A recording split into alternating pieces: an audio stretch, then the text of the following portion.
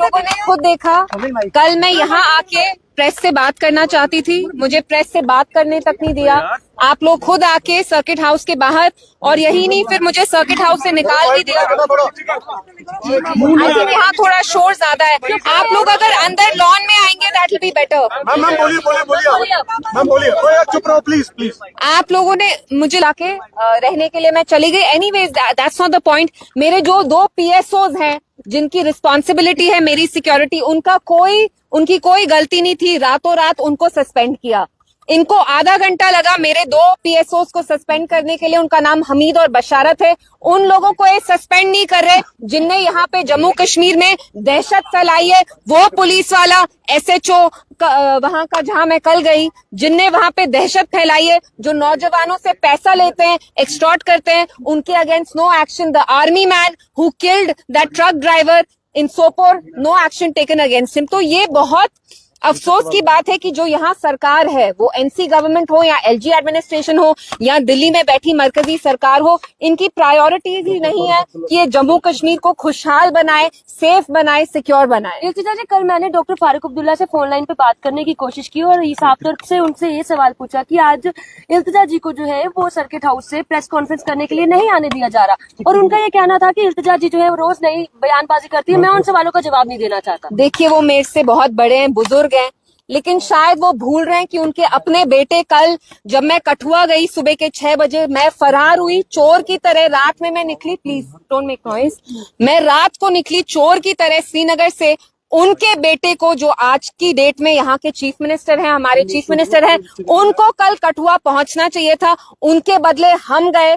वो दिल्ली में लंच कर रहे थे, कुछ अल्फ्रेस्को लंच, मुझे तो पता भी नहीं। तो फारूक साहब शुड टेल अस कि उनकी जो सरकार है, जो उनके बेटे चला रहे हैं, उनकी क्या प्रायोरिटी है कि वो हर वक्त दिल्ली में बैठ के लंच करे, डिनर करे। हमने देखा बुढ़ाल में लास्ट मंथ जब राजौरी में फूड पॉइजनिंग के केसेस हो रहे थे, तब भी ओमर साहब दिल्ली में बैठ के डिनर होस्ट कर रहे हैं। कल उनको पता नहीं था, लेकिन जब वो लंच कर रहे थे दिल्ली में कहीं 5 स्टार होटल से ऑर्डर करके, बहुत 500,000 किलोमीटर दूर एक लेडी है 25 साल की, कठुआ में, जो विधवा हुई है, जिसने 5 दिन से एक निवाला तक नहीं खाया। लेकिन ओमर साहब की प्रायोरिटी क्या है? दिल्ली में बैठ के लंच करना, दोस्तों के साथ लंच करना। This is not fair. Ma'am, दो PSO जो आपके क्या वजह बताई गई है? देखिए, मेरे जो 2 PSOs निकाले, उनकी ये गलती है कि उनने मुझे रोका नहीं, क्योंकि वो भी, उनका कुछ ना लेना था ना देना था। मैंने कहा मैं चोर की तरह रात में फरार हुई हूँ श्रीनगर से। आप लोग मुझे जानते हैं, मैंने यहाँ प्रेस से बहुत बार बात की है। क्या मैं कोई देशद्रोही हूँ? क्या मैंने आपके साथ कभी कोई बदतमीजी की है? क्या मैंने यहाँ कोई लॉ तोड़ा है? मैंने कानून तोड़ा है? क्या मैं बैंक लोन डिफॉल्टर हूँ? क्या मैंने हवाला किया है? मैं चोर हूँ? नहीं। क्योंकि मैं उस दहशत के बारे में बात करना चाहती थी जो वहां के SHO कठुआ के फैला रहे हैं।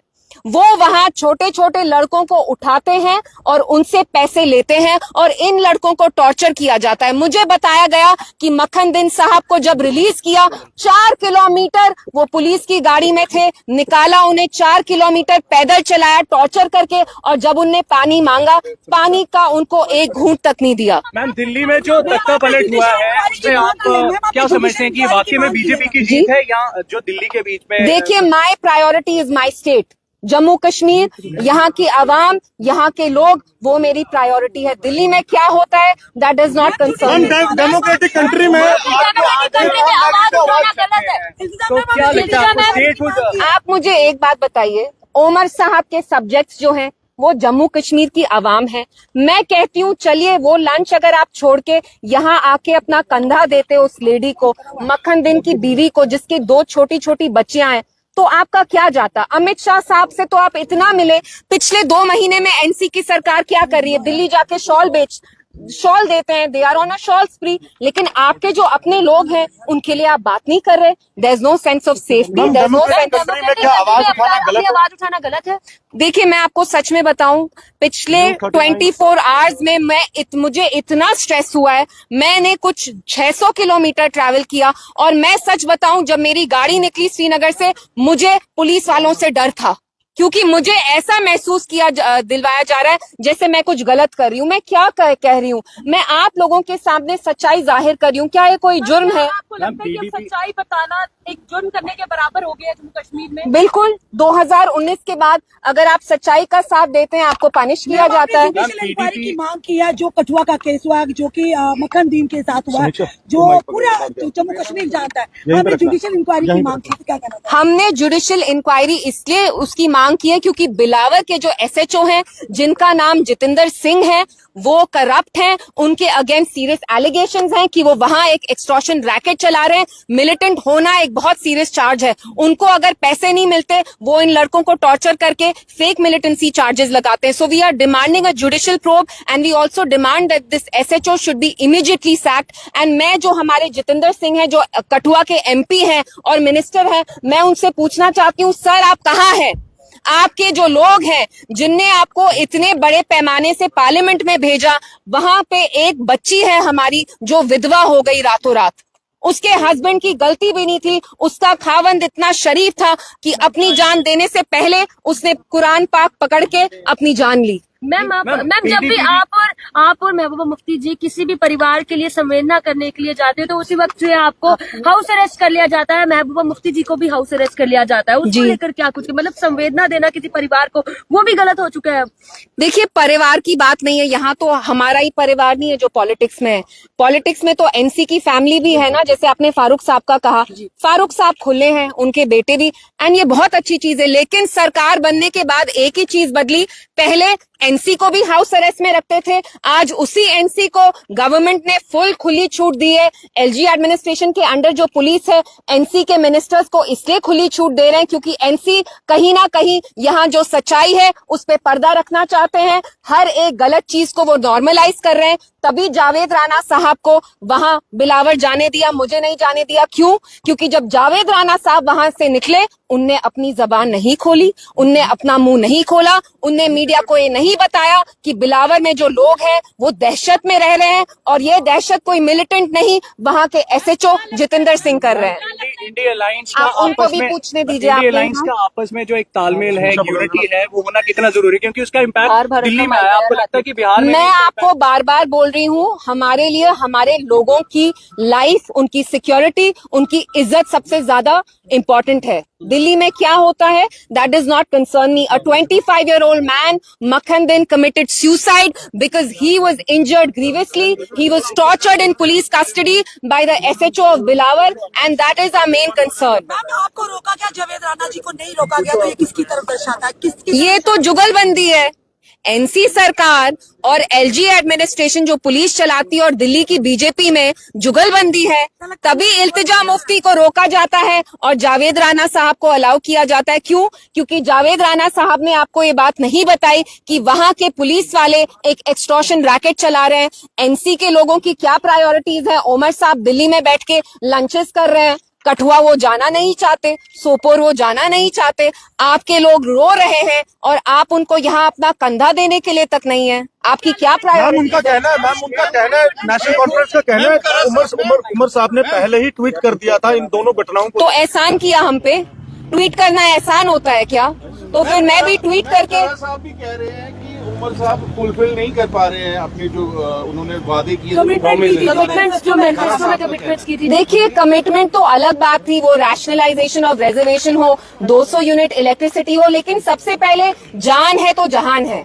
जब तक हमें जान नहीं है, जब हमारे छोटे लड़कों का खून बह रहा है, तो वो बाकी अपने मैनिफेस्टो के जो मंशूर के प्रोमिसेस थे क्या फुलफिल करेंगे? ये बस, थैंक यू, शुक्रिया। समीक्षा, और आपने कठुआ रोकने के जहाँ पर मैं आपको बता दूं कि आज जो है इल्तिजा मुफ्ती जो है वो ओपीडीपी ऑफिस जम्मू में आई और कुछ सवालों के जवाब जो है आज हमने जो है इल्तिजा मुफ्ती जी जो है वो लिए। आपने देखा कि किस तरीके से जो है आज इल्तिजा मुफ्ती जो है आज अपने तमाम कार्यकर्ताओं से मिलने के लिए जो है वो पहुंची है। और बता दूं कि यहाँ पर कुछ सवालों के जवाब हमने लिए, जैसे कि कल हमने डॉक्टर फारूक अब्दुल्ला से जो है जैसे कि हमने कल डॉक्टर फारूक अब्दुल्ला से कुछ फोन लाइन पर बातचीत करने की कोशिश की थी, उनका साफ तौर पर ये कहना था कि मैं इल्तिजा मुफ्ती के बयानों का, सवालों का जो है जवाब नहीं देना चाहता। तो उसको लेकर हमने जो है इल्तिजा मुफ्ती जी से बातचीत करने की कोशिश की है। तस्वीरें इस समय आपको पीडीपी ऑफिस जम्मू की दिखा रहे हैं, देख सकते हैं।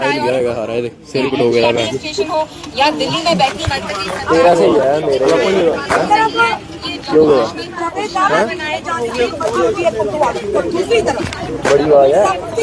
आपने सुना कि साफ तौर पर इल्तिजा मुफ्ती का ये भी कहना था कि जब मैं कश्मीर से निकली तो मैं डरी हुई थी क्योंकि मुझे पुलिस का डर था। आप लोगों ने सुना किस तरीके से इल्तिजा मुफ्ती ने कहा कि मैं चोरों की तरह भागकर आई हूँ क्योंकि मुझे बिलावर जाना था।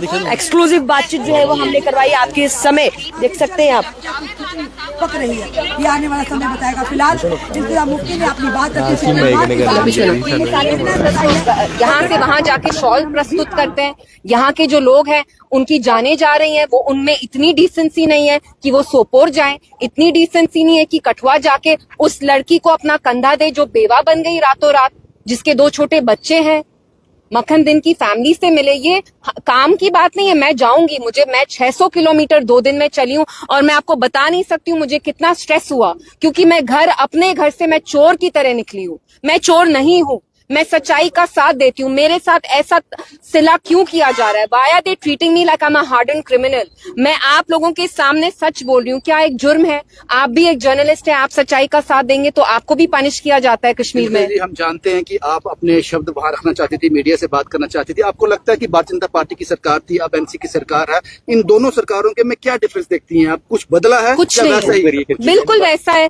इनफैक्ट हमें लगा जब एनसी आएगी वो कम से कम कुछ अकाउंटेबिलिटी लेगी। हमें ही नहीं, जिन लोगों ने उन्हें इतनी भारी अक्सरियत से लाया उन लोगों को लगा कि इतने एमएलए देके 50 एमएलए लाके जब यहाँ के लोगों के साथ कुछ गलत होगा तो एनसी अपना मुंह खोलेगी। आज चीफ मिनिस्टर साहब के एडवाइजर क्या कहते हैं कि आप जाइए पीडीपी जाइए, आप एलजी साहब से पूछिए, हमसे क्यों पूछ रहे? अरे फिर इलेक्शन क्यों हुआ? आप तो इलेक्शन की मांग करते थे, आपको कुर्सी चाहिए थी। अब जब आपको कुर्सी मिल गई, ये आपकी रिस्पॉन्सिबिलिटी है। अगर आपका काम हम करेंगे तो इक्तिदा में आप क्यों हैं? फिर आप क्यों आए हैं? आप कुर्सी पे बैठने आए, कुर्सी गर्म करने आए अपनी। 2 पीएसओ वो आपकी तरफ देख रहे हैं कि हमारे साथ इंसाफ हो, जो इंजस्टिस हुआ है उनके साथ।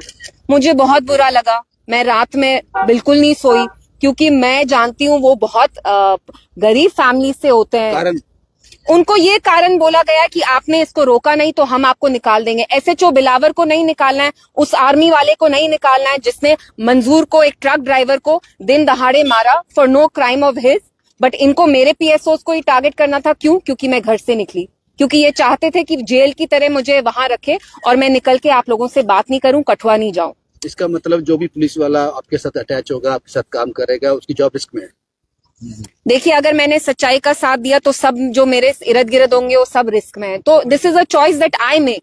लेकिन मेरी इनसे अपील है कि जिनने भी यहाँ ह्यूमन राइट्स वायलेशंस की, आप उनको पनिश करिए। आप अपनी फ्रस्ट्रेशन और गुस्सा, आपका भांडा हमने फोड़ा कि यहाँ एक रैकेट चल रहा है, आपको उस बात पे अगर गुस्सा है तो आप वो गुस्सा मेरे पीएसओस पे क्यों निकाल रहे हैं?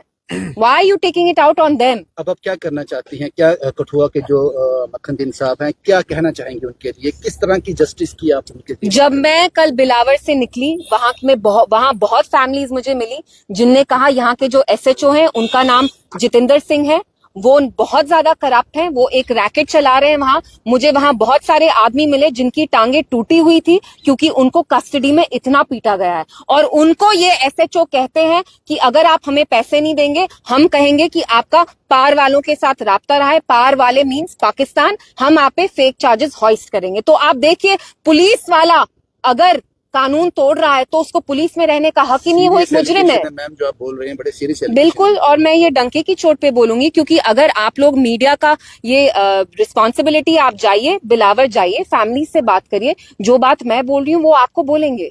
सो even you should go, you should cover Bilawar and see what's happening there.